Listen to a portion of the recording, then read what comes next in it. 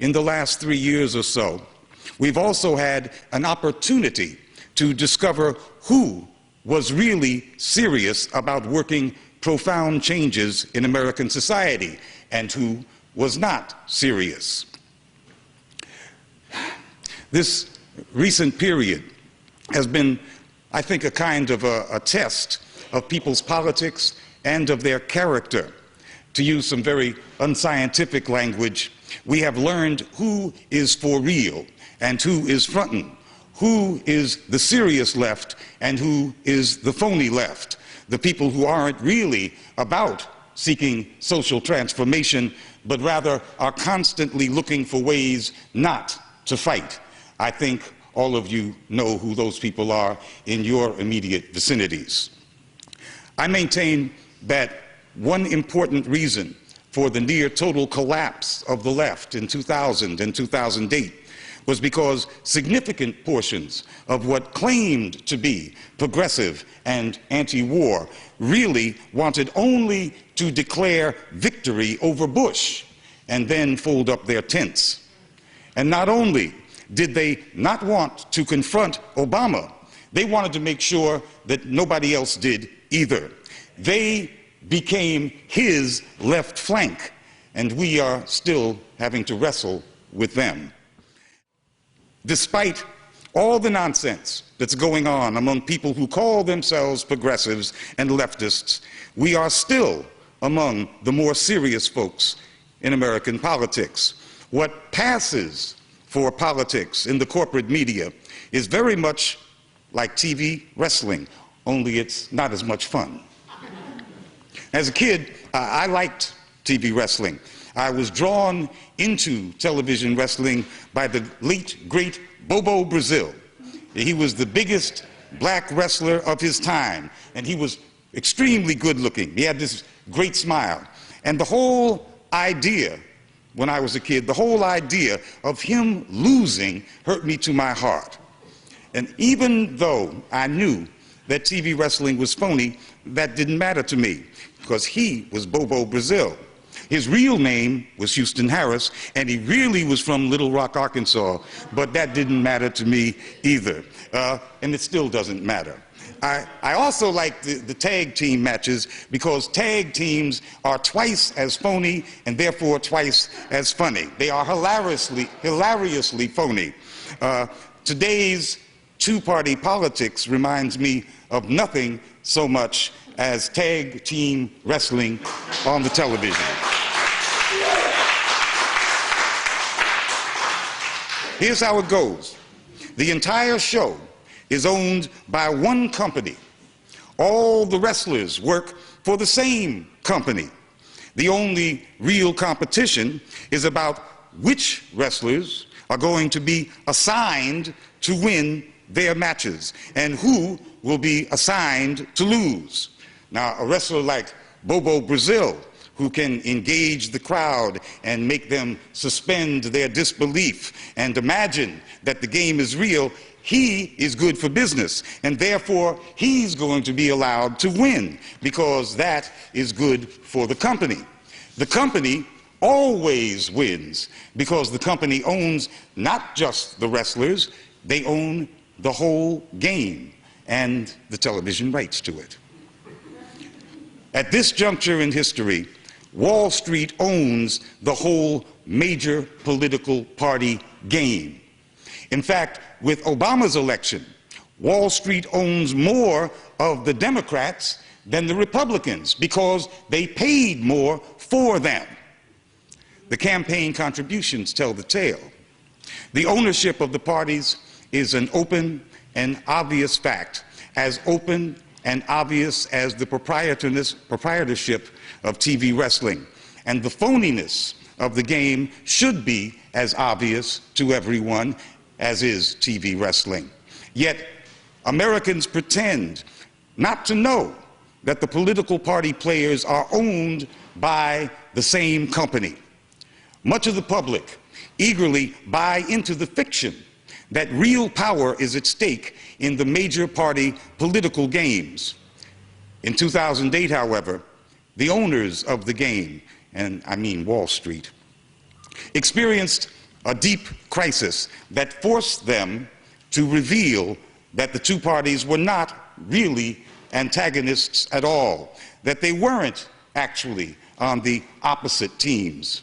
Bush and Obama, or if you will, McCain and Obama, were on the same side. They were part of the same Wall Street finance capitalist tag team. Never has it been more clear that the same people ran both political parties, more clear than it was in October of 2008. It was clearer, in fact, than when Republican Rutherford B. Hayes and Democratic Senator Tilden made their famous compromise in 1877 and agreed that it was best that Reconstruction in the South come to an end for the good of the country. The agreement between Bush and candidate Barack Obama was even more stark than the Hayes-Tilden compromise. The bailout of the banks was a team effort. Bush, McCain, Obama, with all the characteristics of wrestling tag team.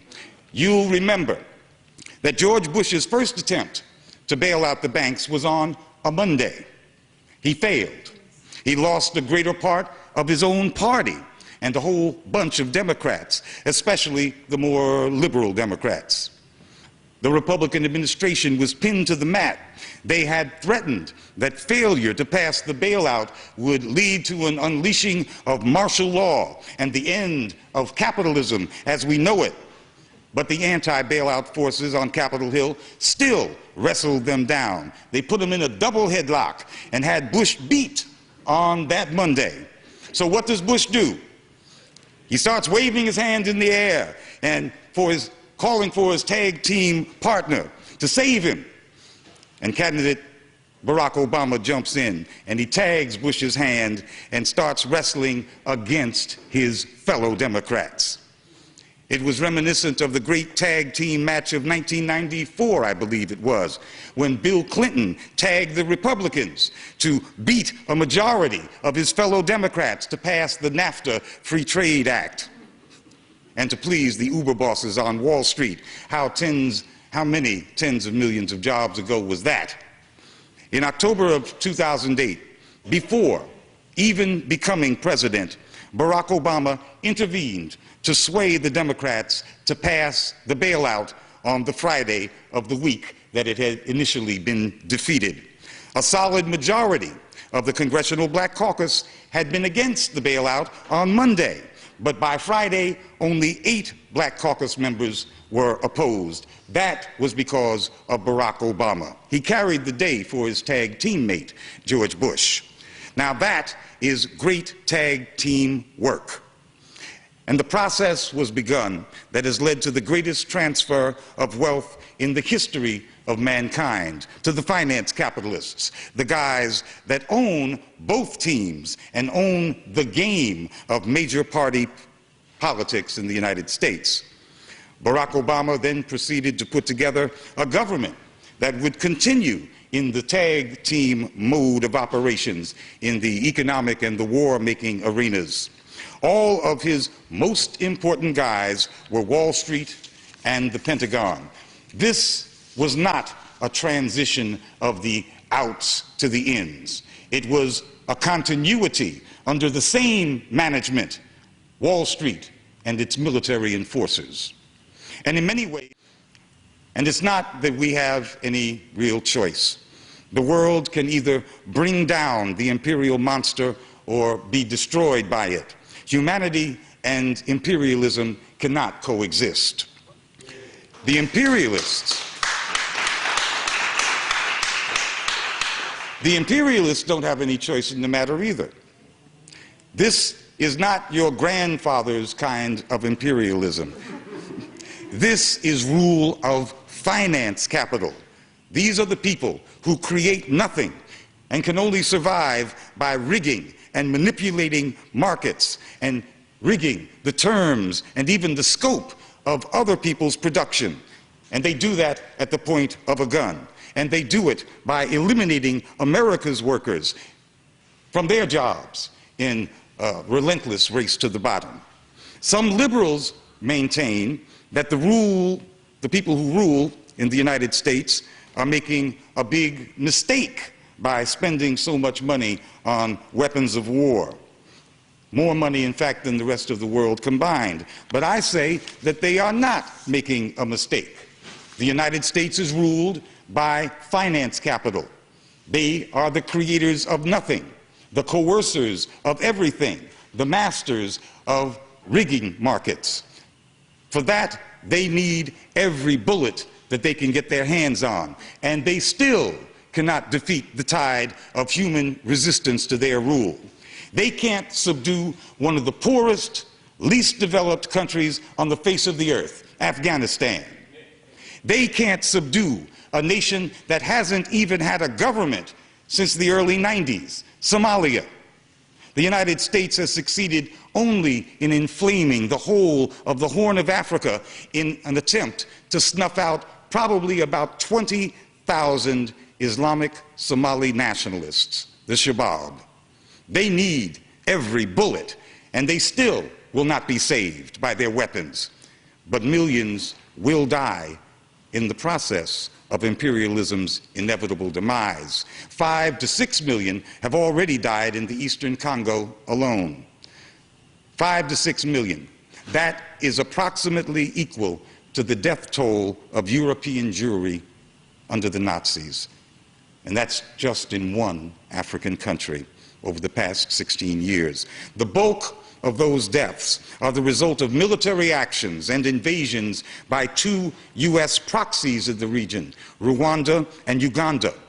The militaries of those 2 countries now control the flow of precious minerals to multinational corporations, who of course benefit from that.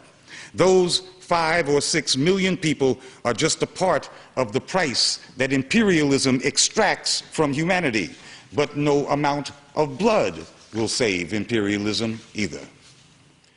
As an economic system, US-based finance capital is already in the crypt. It's just refusing to die. The proof is in the very existence of at least $600 trillion in derivatives, that is, phony money worldwide. The gross planetary product, that means the sum total real value of all the goods and services produced by all the people of the world every year, is only between $50 and $70 trillion, depending upon who's doing the counting. The financial capitalist derivatives, with a notional value 10 times the real value of what real people make on this real planet, those 2 numbers are totally disconnected, and they disconnect finance capital from the actual workings of the planet. It shows them to be a scabrous extrusion of a parasitical class that we must disarm so that humanity can live. And that is why we're going to Washington. Not because we're angry, but because we have no choice. We fight them because they have no choice but to be the monsters that they are. I know it sounds like fate and religion, but it's quite human. These are human contradictions, and we must respond. That's why we're going to Washington. We're going to D.C. to speak truth to power.